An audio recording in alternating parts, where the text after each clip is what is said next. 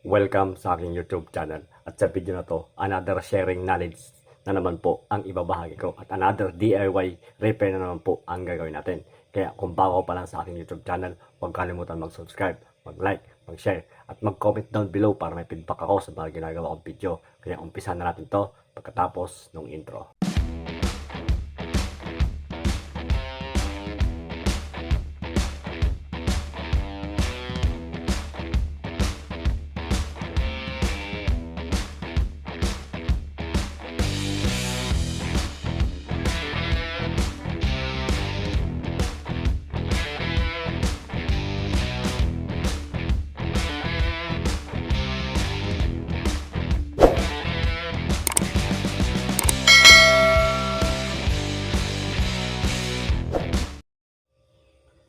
Ito yung pag-aaralan natin bago. Ito yung bago nating i-share sa inyo.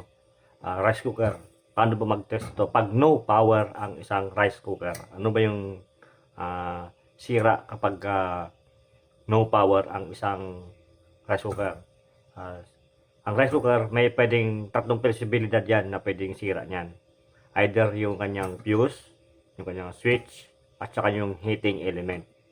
Pwede rin yung plug. May pagkakataon na yung plug sira pagka no power ang isang rice cooker. Yun po yung dapat nyong i-check. Sa pag-check ng rice cooker, siyempre kailangan natin ng tester.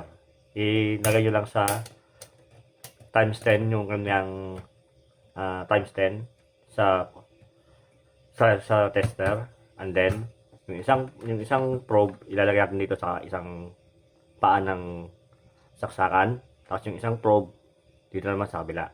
Yan. Tapos lagyan natin ng pabigat to. Pag switch on natin to, pag switch on mo yung switch ng rice cooker, pag pumalo yung tester, ibig sabihin good pa yung rice cooker mo. Pero pag hindi pumalo, ibig sabihin may tatlong pwedeng sira. Yung mga nabanggit ko, pwedeng yun ang mga sira niya. Yung kanyang switch, yung fuse, at saka yung heating element. Pag hindi yan pumalo. Kaya test natin tong rice cooker na to kung papalo yung tester natin. Kung pumalo, ibig sabihin good pa to. Lagyan natin yung isang paa dito sa plug, yung isang test probe dito sa kabila. Dapat hindi magdidikit yan. Yan. And then, lagyan natin nilalagyan ko lang ng pabigat to para matest natin.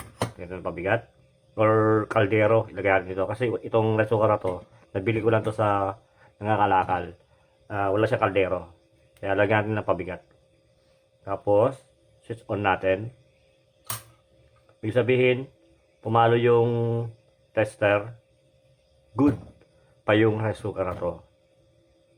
Doon sa nabanggit ko wala pang sira. Pero paano pagkasira? Paano ba i-test yung mga yon? Ano ba yung saan mo dapat i-test? Bubuksan mo yung pinaka rice cooker na. Ito kasi binaklas ko kasi yung pinakakahan nito para mapakita ko sa inyo yung pagte-test para mas malinaw. Bali ito dito tayo sa likuran. Yan. Kapag sira ang rice cooker, ito yung pwedeng masira. Ito yung nakabalot na to. Ito nakabalot na to, fuse to eh.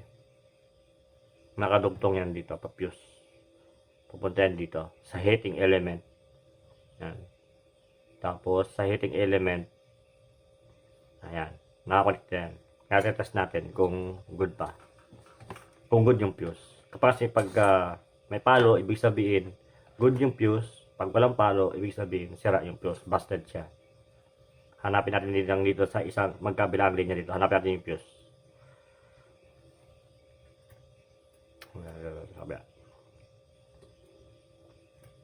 Yun.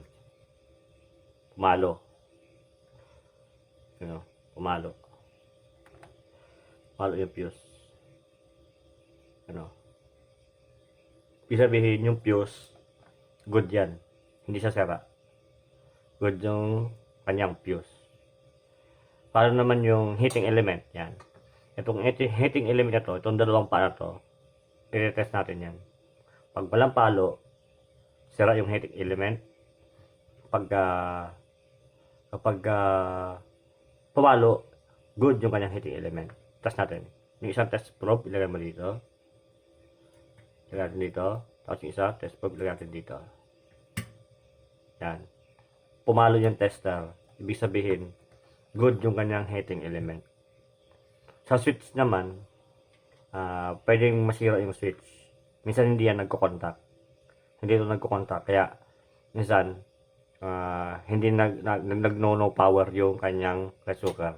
Ito kasi, itong switch na to, may isang switch pa eh. Mayroong isang switch pa ng rice cooker. Yung hindi ganito. Ito kasi para ito automatic na to eh. Automatic.